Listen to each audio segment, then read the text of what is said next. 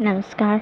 ये रामायण कथा पूरी तरह से श्रीमद् वाल्मीकि रामायण के ऊपर आधारित है। यदि आप इसका निरंतर श्रवण करते रहना चाहते हैं तो इस चैनल को सब्सक्राइब जरूर कर लें और आगे आने वाली सभी पॉडकास्ट के नोटिफिकेशन के लिए बेल आइकन को भी ज़रूर से प्रेस कर दें। अब हम सुनेंगे 14वां सर्ग। कैकेयी का राजा को सत्य पर दृढ़ रहने के लिए प्रेरणा देकर अपने वरों की पूर्ति के लिए दुराग्रह दिखाना, महर्षि वशिष्ठ का अंतःपुर के द्वार पर आगमन और सुमंत्र को महाराज के पास भेजना, राजा की आज्ञा से सुमंत्र का श्री राम को बुलाने के लिए जाना। इक्ष्वाकुनंदन राजा दशरथ पुत्र शोक से पीड़ित होकर पृथ्वी पर अचेत पड़े थे और वेदना से छटपटा रहे थे। उन्हें इस अवस्था में देखकर पापिनी कैकेयी इस प्रकार बोली, महाराज, आपने मुझे 2 वर देने की प्रतिज्ञा की थी और जब मैंने उन्हें मांगा तब आप इस प्रकार सन्न होकर पृथ्वी पर गिर पड़े, मानो कोई पाप करके पछता रहे हों। यह क्या बात है? आपको सत्पुरुषों की मर्यादा में स्थिर रहना चाहिए। धर्मज्ञ पुरुष सत्य को ही सबसे श्रेष्ठ धर्म बतलाते हैं। उस सत्य का आश्रय लेकर मैंने आपको धर्म का पालन करने के लिए ही प्रेरित किया है। पृथ्वीपति राजा सैब्य ने बाज पक्षी को अपना शरीर देने की प्रतिज्ञा करके उसे दे ही दिया और देकर उत्तम गति प्राप्त कर ली। इसी प्रकार तेजस्वी राजा अलर्का ने वेदों के पारंगत विद्वान ब्राह्मण को उसकी याचना करने पर मन में खेद न लाते हुए अपनी दोनों आंखें निकाल कर दे दी थी। सत्य को प्राप्त हुआ समुद्र सत्य का ही अनुसरण करने के कारण पर्व आदि के समय भी अपनी छोटी सी सीमा तक भूमि का भी उल्लंघन नहीं करता। सत्य ही प्रणव रूप शब्द ब्रह्म है। सत्य में ही धर्म प्रतिष्ठित है। सत्य ही अविनाशी वेद है और सत्य से ही पर ब्रह्म की प्राप्ति होती है। इसलिए यदि आपकी बुद्धि धर्म में स्थित है तो सत्य का अनुसरण कीजिए। मेरा मांगा हुआ वर सफल होना चाहिए, क्योंकि आप स्वयं ही उस वर के दाता हैं। धर्म के ही अभिष्ट फल की सिद्धि के लिए तथा मेरी प्रेरणा से भी आप अपने पुत्र श्री राम को घर से निकाल दीजिए। मैं अपने इस कथन को 3 बार दोहराती हूँ। आर्य, यदि मुझसे की हुई इस प्रतिज्ञा का आप पालन नहीं करेंगे तो मैं आपसे परित्यक्त होकर आपके सामने ही अपने प्राणों का त्याग कर दूंगी। इस प्रकार कैकेयी ने जब निशंका होकर राजा को प्रेरित किया तब वे उस सत्य रूपी बंधन को वैसे ही नहीं खोल सके, उस बंधन से अपने को उसी प्रकार नहीं मुक्त कर सके जैसे राजा बलि इंद्र प्रेरित वामन के पास से अपने को मुक्त करने में असमर्थ हो गए थे। 2 पहियों के बीच में फंसकर वहां से निकलने की चेष्टा करने वाले गाड़ी के बैल की भांति उनका हृदय उद्भ्रांत हो उठा और उनके मुख की कांति भी फीकी पड़ गई। अपने विकल नेत्रों से कुछ भी देखने में असमर्थ से होकर भोपाल दशरथ ने बड़ी कठिनाई से धैर्य धारण करके अपने हृदय को संभाला और कैकेयी से इस प्रकार कहा, पापिनी, मैंने अग्नि के समीप तुझसे जो वैदिक मंत्रों का पाठ करके तेरे हाथ को पकड़ा था उसे आज छोड़ रहा हूँ। साथ ही तेरे और अपने द्वारा उत्पन्न हुए तेरे पुत्र का भी त्याग करता हूँ। देवी, रात्रि बीत गई। सूर्योदय होते ही सब लोग निश्चय ही श्री राम का अभिषेक करने के लिए मुझे शीघ्रता करने को कहेंगे। उस समय जो सामग्री श्री राम के अभिषेक के लिए जुटाई गई है उसके द्वारा मेरे मरने के पश्चात श्री राम के हाथ से मुझे जलांजलि दिलवा देना, परंतु अपने पुत्र सहित तू मेरे लिए जलांजलि न देना। पापाचारिणी, यदि तू श्री राम के अभिषेक में विघ्न डालेगी तो तुझे मेरे लिए जलांजलि देने का कोई अधिकार न होगा।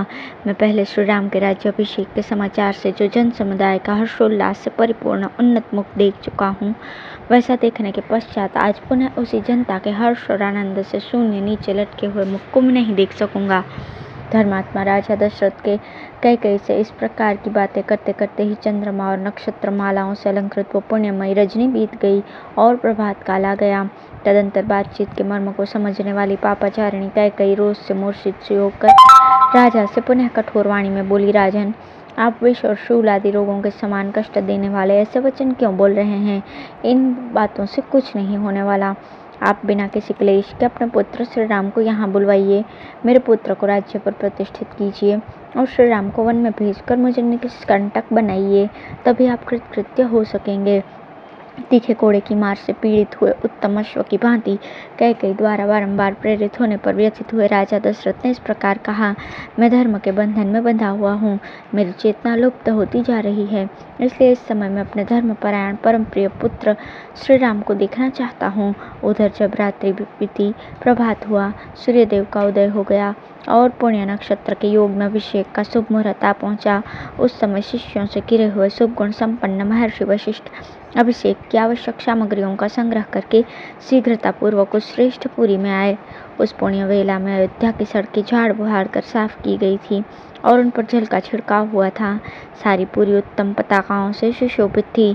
वहाँ के सभी मनुष्य हर्ष और उत्साह से भरे हुए थे। बाजार और दुकानें इसी प्रकार सजी हुई थी कि उनकी समृद्धि देखते ही बनती थी। सब और महान उत्सव हो रहा था। सारी नगरी श्री रामचंद्र जी के अभिषेक के लिए उत्सुक थी। चारों ओर चंदन, अगर और धूप की सुगंध व्याप्त हो रही थी। इंद्रनगरी अमरावती के समान शोभा पाने वाली उस पुरी को पार करके श्रीमान वशिष्ठ जी ने राजा दशरथ के अंतःपुर का दर्शन किया, जहाँ सहस्त्रों ध्वजाएं फहरा रही थीं। नगर और जनपद के लोग वहां भरे हुए थे।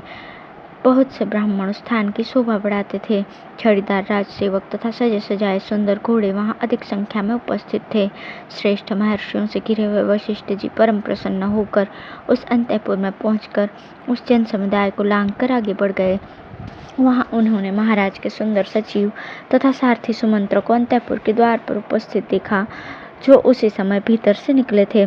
तब महातेजस्वी वशिष्ठ ने परम चतुर सूत पुत्र सुमंत्र से कहा, सूत, तुम महाराज को शीघ्र ही मेरे आगमन की सूचना दो कि ये गंगा जल से भरे कलश रखे हैं। इन सोने के कलशों में समुद्रों से लाया हुआ जल भरा हुआ है। ये गूलर की लकड़ी का बना हुआ भद्रपीठ है, जो अभिषेक के लिए लाया गया है।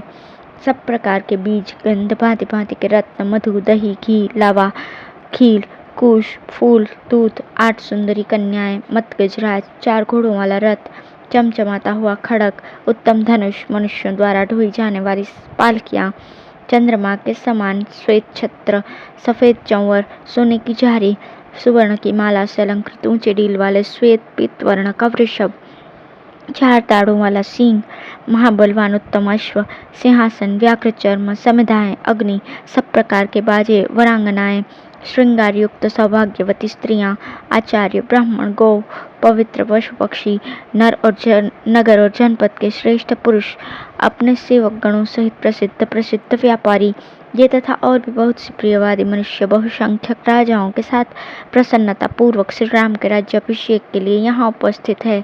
तुम महाराज से शीघ्रता करने के लिए कहो, जिससे अब सूर्योदय के पश्चात पुष्य नक्षत्र के योग में श्री राम राज्य प्राप्त कर लें। वशिष्ठ जी के ये वचन सुनकर महाबली सूत पुत्र सुमंत्र ने राजसिंह दशरथ की स्तुति करते हुए उनके भवन में प्रवेश किया। राजा का प्रिय करने की इच्छा रखने वाले और उनके द्वारा सम्मानित द्वारपाल उन बूढ़े सचिव को भीतर जाने से रोक न सके, क्योंकि उनके लिए पहले से ही महाराज की आज्ञा थी कि ये किसी समय भी भीतर आने से रोके न जाएं। सुमंत्र राजा के पास जाकर खड़े हो गए। उन्हें उसकी इस अवस्था का ज्ञान नहीं था, इसलिए वे अत्यंत संतोषदायक वचनों द्वारा उनकी स्तुति करने को उद्यत हुए। सूत सुमंत्र राजा के उस महल में पहले की भांति हाथ जोड़कर उन महाराज की स्तुति करने लगे। महाराज, जैसे सूर्योदय होने पर तेजस्वी समुद्र स्वयं हर्ष की तरंगों से उल्लासित होकर उसमें स्नान की इच्छा वाले मनुष्यों को आनंदित करता है, उसी प्रकार आप स्वयं प्रसन्न होकर प्रसन्नता पूर्ण हृदय से हम सेवकों को आनंद प्रदान कीजिए। देवसारथी मातली ने इसी बेला में देवराजेंद्र की स्तुति की थी, जिससे उन्होंने समस्त दानवों पर विजय प्राप्त कर ली। उसी प्रकार मैं भी स्तुति वचनों द्वारा आपको जगा रहा हूँ। 6 अंगों सहित 4 वेद तथा समस्त विद्याएं जैसे स्वयंभू भगवान ब्रह्मा को जगाती हैं, उसी प्रकार आज मैं आपको जगा रहा हूँ। जैसे चंद्रमा के साथ सूर्य समस्त पृथ्वी की और भूतों की आधारभूता इस शुभ स्वरूपा पृथ्वी को जगाया करते हैं, उसी प्रकार आज मैं आपको जगा रहा हूँ। महाराज, उठिए और उत्सवकालिक मंगल कृत्य पूर्ण करके वस्त्राभूषणों से सुशोभित शरीर से सिंहासन पर विराजमान होइए। फिर मेरु पर्वत से ऊपर उठने वाले सूर्यदेव के समान आपकी शोभा होती रहे। ककुष्ठ कुलभूषण चंद्रमा, सूर्य, शिव, कुबेर, वरुण, अग्नि और इंद्र आपको विजय प्रदान करें। राजसी भगवती रात्रि देवी विदा हो गई। आपने जिसके लिए आज्ञा दी थी, आपका वो सारा कार्य पूर्ण हो गया। इस बात को आप जान लें और इसके पश्चात जो अभिषेक का कार्य शेष है उसे पूर्ण करें। श्री राम के अभिषेक की सारी तैयारी हो चुकी है। नगर और जनपद के लोग तथा मुख्य व्यापारी भी हाथ जोड़े हुए उपस्थित हैं। राजन, ये भगवान वशिष्ठ मुनि ब्राह्मणों के साथ द्वार पर खड़े हैं, अतः श्री राम के अभिषेक का कार्य आरंभ करने के लिए शीघ्र आज्ञा दीजिए। जैसे चरवाहों के बिना पशु, सेनापति के बिना सेना, चंद्रमा के बिना रात्रि और सांड के बिना गौओं की शोभा नहीं होती। ऐसी ही दशा उस राष्ट्र की हो जाती है जहाँ राजा का दर्शन नहीं होता। सुमंत्र के इस प्रकार कहे हुए सांत्वनापूर्ण और सार्थक वचन को सुनकर राजा दशरथ पुनः शोक से ग्रस्त हो गए। उस समय पुत्र के वियोग की संभावना से उनकी प्रसन्नता नष्ट हो चुकी थी। शोक के कारण उनके नेत्र लाल हो गए थे। उन धर्मात्मा श्रीमान नरेश ने एक बार दृष्टि उठाकर सूत की ओर देखा और इस प्रकार कहा, तुम ऐसी बातें सुनाकर मेरे मर्म स्थानों पर और अधिक आघात क्यों कर रहे हो? राजा के करुण वचन सुनकर और उनकी दीन दशा पर दृष्टिपात करके सुमंत्र हाथ जोड़े हुए उस स्थान से कुछ पीछे हट गए। जब दुख और दीनता के कारण राजा स्वयं कुछ भी न कह सके, तब मंत्रणा का ज्ञान रखने वाली कैकेयी ने सुमंत्र को इस प्रकार कहा, सुमंत्र, राजा रात भर श्री राम के राज्याभिषेक जनित हर्ष के कारण उत्कंठित होकर जागते रहे हैं। अधिक जागरण से थक जाने के कारण इस समय उन्हें निद्रा आ गई है। अतः सूत, तुम्हारा कल्याण हो, तुम तुरंत जाओ और यशस्वी राजकुमार श्री राम को यहाँ बुला लाओ। इस विषय में तुम्हें कोई अन्यथा विचार नहीं करना चाहिए। तब सुमंत्र ने कहा, भामिनी, मैं महाराज की आज्ञा सुने बिना कैसे जा सकता हूँ? मंत्री की बात सुनकर राजा ने उससे कहा, सुमंत्र, मैं सुंदर श्री राम को देखना चाहता हूँ, तुम शीघ्र उन्हें यहाँ ले आओ। उस समय श्री राम के दर्शन से ही कल्याण मानते हुए राजा मन ही मन आनंद का अनुभव करने लगे। इधर सुमंत्र राजा की आज्ञा से तुरंत प्रसन्नता पूर्वक वहां से चल दिए। कैकेयी ने जो तुरंत श्री राम को बुला लाने की आज्ञा दी थी, उसे याद करके वे सोचने लगे, पता नहीं ये उन्हें बुलाने के लिए इतनी जल्दी क्यों मचा रही है। जान पड़ता है श्री रामचंद्र के अभिषेक के लिए ही ये जल्दी कर रही है। इस कार्य में धर्मराज राजा दशरथ को अधिक आयास करना पड़ता है। ऐसा निश्चय करके महातेजस्वी सूत सुमंत्र फिर बड़े हर्ष के साथ श्री राम के दर्शन की इच्छा से चल पड़े। समुद्र के अंतवर्ती जल के समान उस सुंदर अंतःपुर से निकलकर सुमंत्र ने द्वार के सामने मनुष्यों की भारी भीड़ एकत्र हुई देखी। राजा के अंतःपुर से सहसा निकलकर सुमंत्र ने द्वार पर एकत्र हुए लोगों की ओर दृष्टिपात किया। उन्होंने देखा बहुसंख्यक पुरवासी वहां उपस्थित थे और अनेकानेक महाधनी पुरुष राजद्वार पर आकर खड़े थे। इस प्रकार श्री वाल्मीकि निर्मित रामायण आदि काव्य के अयोध्या कांड में 14वां सर्ग पूर्ण हुआ। धन्यवाद।